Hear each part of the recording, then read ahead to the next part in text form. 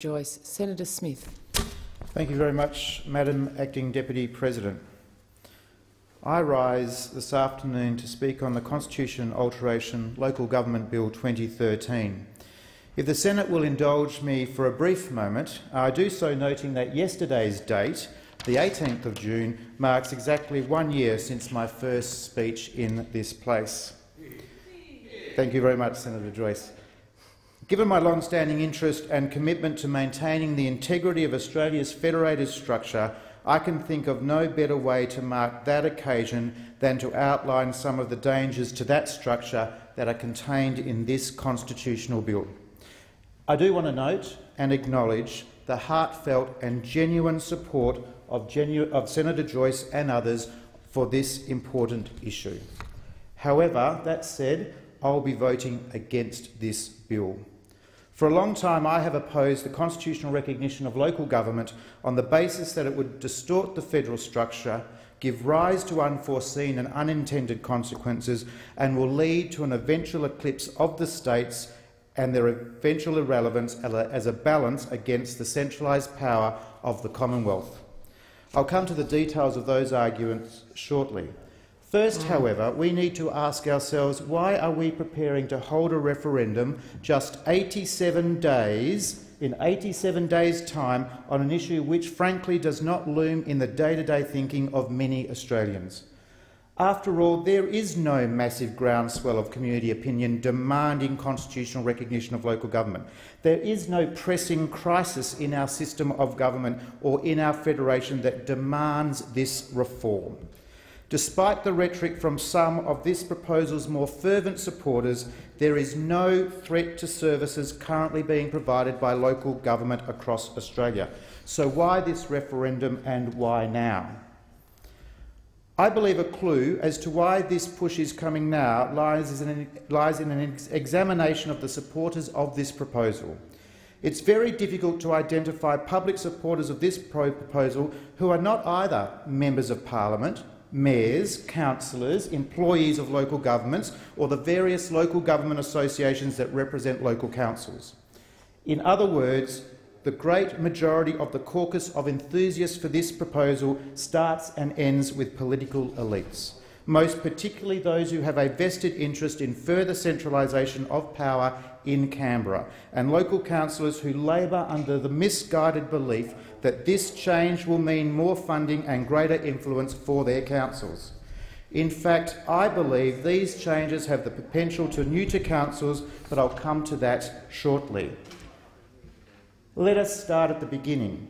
Let us remember that this referendum was birthed in the midst of a deal between the Prime Minister, the Greens and independent MPs in an effort to cling to office after the 2010 election. The policy imperatives have never really been argued by this government. This is a referendum that is being driven by political necessity, not a desire for substantial constitutional reform. Indeed, supporters of this referendum proposal seem to be deeply confused about why we need constitutional recognition of local government at all. The Australian Local Government Association, the peak body to which the Gillard government will funnel $10 million in taxpayers' money in order to campaign for a yes vote, says that constitutional recognition of local government is needed because the Williams and the Pape decisions in the High Court have posed a direct threat to council funding from the Commonwealth. ALGA says that the only way around this is to formally recognise local government in the Constitution. So I was rather surprised when, in the course of questioning during Senate estimates, Senator Lundy said that the Williams decision was not one of our justifications at all. Senator Lundy's view is indeed borne out by the wording of the government's own bill and the accompanying explanatory memorandum, neither of which mention the High Court, the Williams case or the Pape decision. So we have a situation where the two strongest proponents of constitutional change, the Labor government and ALGA, fundamentally disagree about why this change is needed at all. If they cannot agree, why should the Australian people be expected to take a risk and change a constitution that has served our nation so well since 1901? Those supporting this change have sought to disguise what they are doing by claiming the change is minor. or just a few words? When it comes to the wording in a constitution, many of us know one word can and will make the difference. Indeed, there is an avalanche of opinion by respected constitutional experts and those with long experience in constitutional interpretation which says that what is being proposed is anything but minor. I trust the views of the former High Court Justice Ian Callanan, who has said the following: "The proposal will, if adopted, enable the Commonwealth Government to sideline the states and divide and rule a multiplicity of clamouring councils, swollen in ego and inevitably in bureaucracy. Anyone who would believe that local autonomy and democracy will be enhanced would be delusional. Instead, the flow of funds and accordingly the preference of project over project and their implementation will be micromanaged by Canberra. The marginalised states will be denied the capacity to design and implement the infrastructure that the states require, and in addition to the demarcation disputes in the High Court between the states and the Commonwealth already, there will be endless litigation between the states, the Commonwealth and the new empowered local authorities as to who is entitled to do what and, importantly, where." Not my words, but the words of a respected High Court judge. I trust the respected constitutional scholar, Professor Anne Toomey of the University of Sydney. She has noted, "A constitutional amendment that permitted the Commonwealth to make grants to local government on such terms and conditions as the Commonwealth Parliament thinks fit would provide a further means for the Commonwealth to interfere and potentially override state policies. It would therefore undermine the federal system of government." Along with many Australians and many in this chamber, I trust the opinion of former Prime Minister John Howard, who was elegant in his simplicity when he provided his view to the Spiegelman expert panel on local government recognition. He said, "While I respect very much the role of local government in our community, I am not disposed to support a constitutional change. The historical evolution of our constitution has been one of the colonies agreeing to form a commonwealth. To use the clumsy jargon, local government units are creatures of the states. In my opinion, even a casual reference to local government in the constitution would end up having legal implications far beyond what might be advocated by the proponents of such a change." Of course, I also trust the views of other Liberal and National Party senators who will stand up for their states and their local communities in opposing this grab for power. Madam Acting Deputy President, one needn't think that this is only Conservatives who are opposed to the constitutional change this referendum would propose. Former Keating Labor Government Minister Gary Johns advocates a no case. Professor Cheryl Saunders, Laureate Professor at the University of Melbourne Law School, someone generally considered to be on the left of the political debate, has said simply, "This is not a good idea. It is correct, as several premiers have argued, that it undermines the authority of the states in areas of state responsibility." I also trust the views of the state governments of New South Wales, of Victoria and Western Australia, who also oppose this referendum, and I hold great hope that they will soon be joined in the not-too-foreseeable future by the Queensland Government. Nor do all local councils speak with one voice on this matter. In my own state of Western Australia, I am aware of several councils who are ardently opposed to constitutional recognition of local government, among them the City of Nedlands, among them the town of Cambridge in Perth, as well as councillors at the Shire of Plantagenet in WA's Great Southern and the Shire of Dalwallinu, to name a few. Opposition to constitutional recognition of local government will only grow stronger in the next 87 days, in my view, because its supporters cannot give the people of Australia a single good reason to support it. When you look behind the vapid sloganeering and Alga's platitudinous claims to vote no is to vote against local communities, a claim which makes no sense whatsoever, then you are actually not left with very much at all. How do I know this? Because when the WA Local Government Association and the City of Perth wrote to me and asked me to support this bill, I replied with a series of questions of my own. I ask the questions in good faith, because if we are to have a fully informed debate, then I believe it's important to fully consider all the issues. In the case of the City of Perth, I ask for information.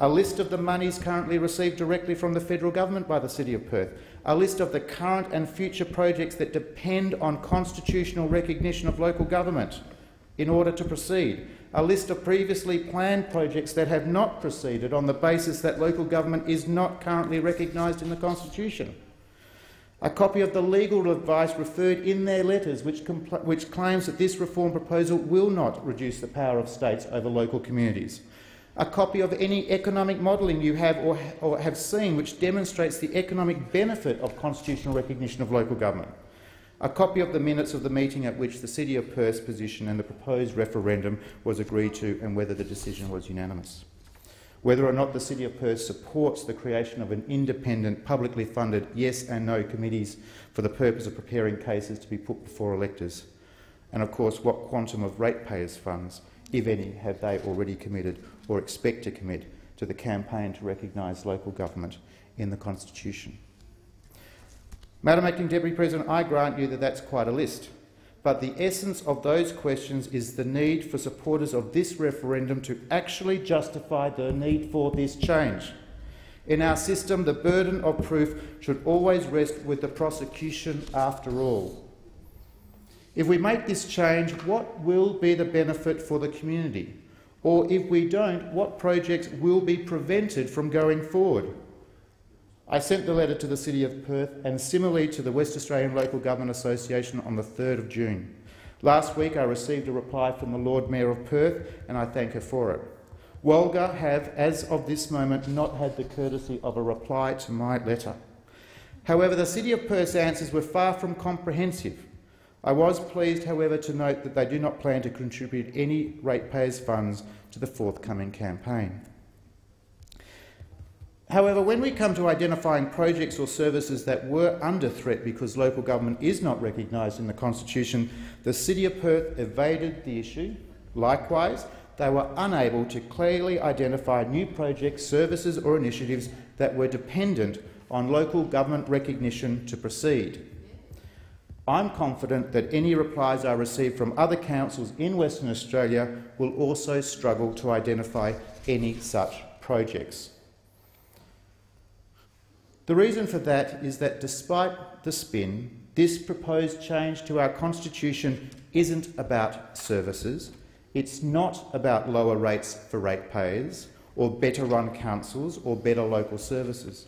It's about the federal government expanding its influence, having more control over local councils and sidelining the states, all at the expense of local decision-making across local communities across our country. Worse still, so many mayors and local councillors around Australia are supporting this because they naively believe that somehow it will result in more money for their councils and give them greater status. In actual fact, it will reduce their power in the face of the federal government and very possibly reduce their funding too, especially if state governments, knowing that the federal government has a constitutional power to fund councils, decide to reduce their own funding. Even the wording of the proposed alteration is suspect. The proposed change doesn't refer to local councils. It refers to funding being provided to local government bodies. If passed, the referendum will create a veritable lawyer's picnic as everyone rushes off to court to get a judicial interpretation of what actually constitutes a local government body. What happens when there's a ruling that schools, hospitals and other community services run at local levels constitute a local government body? It would give the federal government licence to run many, many things. Madam Acting Deputy President, this is surely the most rushed, ill-thought-through constitutional reform proposition ever put to the Australian people. This bill has never been reviewed independently by the Parliament. This government is rushing the bill through this place because it knows that if we have time to stop and understand the consequences, the Australian people will run a mile from this proposal just as they will run a mile from this government. Further proof of that point, if we ever needed it, came this week when Minister Albanese and the Attorney-General announced the Gillard government's nefarious plan to try and buy the referendum result through blatant misuse of taxpayers' money. ALGA will be given $10 million to wage its campaign for a yes vote. Those who advocate a no vote will have to make do with just $500,000. Madam Acting Deputy President, this is one of the Gillards' most scandalous decisions. And when you consider the performance of this government, that is a very big statement. The idea that a government would stack the deck by in effect only funding one side of the debate is a total breach of the basic principle of fairness that has always underpinned our democracy. Whatever their views on the constitutional recognition of local government, all Australians would share the view that the upcoming referendum campaign should be conducted in a fair manner. This lopsided funding of the yes case, using the money of taxpayers who will vote no, is an absolute outrage and a disgrace to our most cherished democratic principle, that of fairness. When we last had a referendum in Australia in 1999 on the Republic issue, then Prime Minister John Howard ensured that equal public funding was made available to both the yes and no campaigns. This was despite his very, very clear personal preference for the no campaign. In marked contrast to John Howard's approach, Julia Gillard has done a grubby deal with the Australian Local Government Association in agreeing to funnel taxpayers' money into what would be a blatantly political campaign. Former Prime Minister John Howard set the standard for fairness in these circumstances, and Julia Gillard has not been able to meet it. The government's decision to weight funding for a referendum campaign in this fashion is entirely without precedent. The government's justification of using the House of Representatives' vote on this bill to arrive at its funding formula is laughable. If you wanted proof of that, this change is intended to undermine the states. Witness the way the government is clearly ignoring the views of this place, this Senate, this state's House in this debate. The Leader of the Opposition has now written to the Prime Minister and called on her to reverse this decision.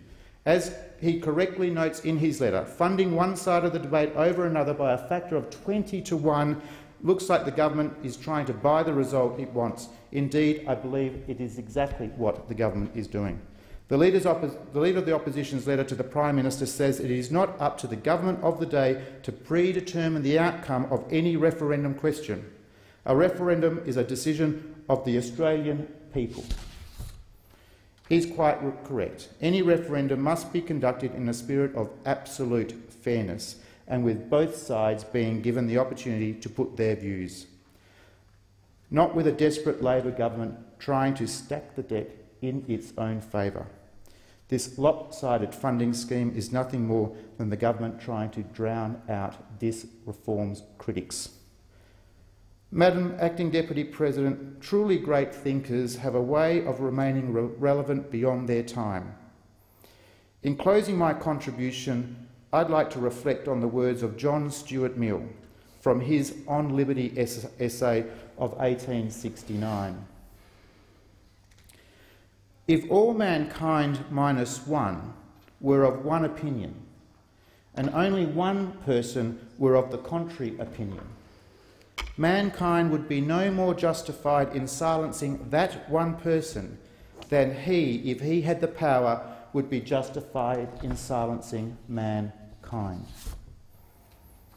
Labor senators and those on the crossbench would do well to reflect on the wisdom of those words and urge the Prime Minister to adhere to the very basic principles of democratic fairness and democracy in our nation and ensure that equal funding is both provided to the yes and no referendum campaigns. It is, as Senator Brandis commented earlier, a glory of the Liberal Party that all voices are able to be heard on issues that are contentious in our party. It remains the most notable differentiator between our own party and the Australian Labor Party. In my first speech a year ago today, I prayed for conviction in the words I speak and courage in every action.